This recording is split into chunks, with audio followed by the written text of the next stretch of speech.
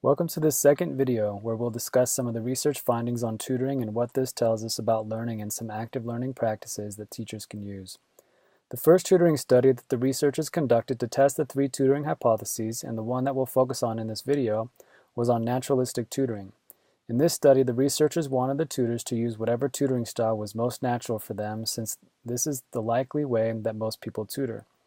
The researchers simply told the tutors to give motivating comments to the students, but outside of that, the tutors could explain and deliver the content however they wanted. Remember that the researchers are not testing whether or not students learn more in a tutoring setting than in a traditional classroom setting. This has already been confirmed by numerous other studies. But they are instead testing the validity of the three hypotheses, the tutor-centered, student-centered, and interactive hypotheses, so that we can see which approach best supports student learning. The researchers found at least some support for all three of these hypotheses, but let's first see what a typical tutor-student dialogue from the first study looked like. If you'd like, you can pause the video here to read this slide that shows a portion of dialogue between a tutor and a student. There are a few things that you might notice in this short dialogue. The first is that the tutor spoke more than the student, and when the student spoke, it was only with short responses that showed understanding, but not deep understanding, since the student more or less summarized what the tutor said. You can also see that the tutor did not elicit a response from the student by asking a follow-up question, and the tutor's responses were full of explanation that the student did not ask for. In addition to the above example, the researchers provide data to help show what happened during the tutoring sessions. First, the average number of statements that the tutors gave was 621 compared to 206 statements by the student. Tutors also spoke first 54% of the time, with the student speaking first 12% of the time. Tutors also took 256 speaking turns compared to the student taking 224. By tutors taking more turns, this means that they initiated and terminated the dialogue at about each sentence, which again just highlights that they guided the discussion in a way that they saw fit.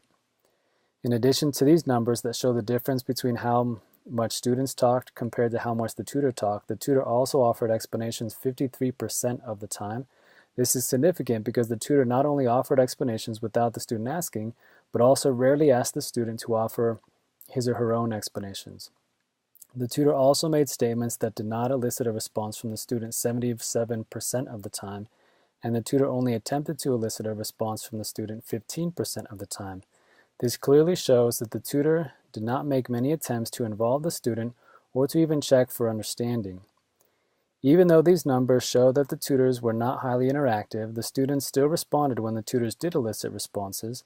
And as we said earlier, students made 206 statements in the span of 1.8 hours of tutoring, in addition to asking an average of 14 questions.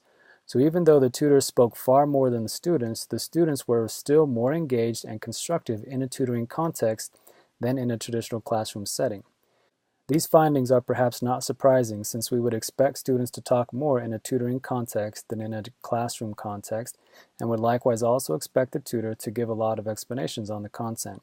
However, what is perhaps more surprising than the tutors dominating the discussion and providing feedback and explanations is that their explanations did not contribute to deep transferable learning, only shallow learning. Remember that the researchers created 4 categories of questions. Categories 1 and 2 reflect shallow learning, and categories 3 and 4 reflect deep learning.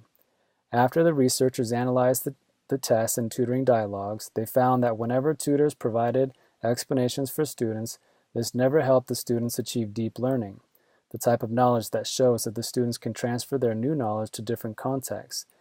The only time students demonstrated deep learning is when they responded to scaffolding prompts and were able to reflect on the content. This suggests that there is a greater correlation to learning when students are able to be constructive rather than receive explanations from the tutors, however accurate those explanations are. So what does this information tell us about the 3 tutoring hypotheses and how students can best learn? First, we find that the tutor-centered hypothesis is supported in 2 ways. The tutors spoke far more frequently than the students and controlled the situation by speaking first and guiding the discussion. And tutors' explanations did contribute to learning, even though it was shallow learning. This tells us that students can, of course, learn something from a teacher who teaches in a lecture-based style, but the student's contribution will be very minimal, and their knowledge will typically be shallow. This may sound like an obvious point, but our teaching is not always in line with what we know about how people learn best.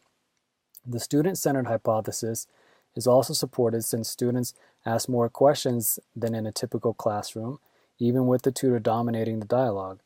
Also, when students gave reflection responses to scaffolding, this correlated with either shallow or deep learning, and student responses that were constructive and did the mental effort to figure something out was far more effective than tutor explanations.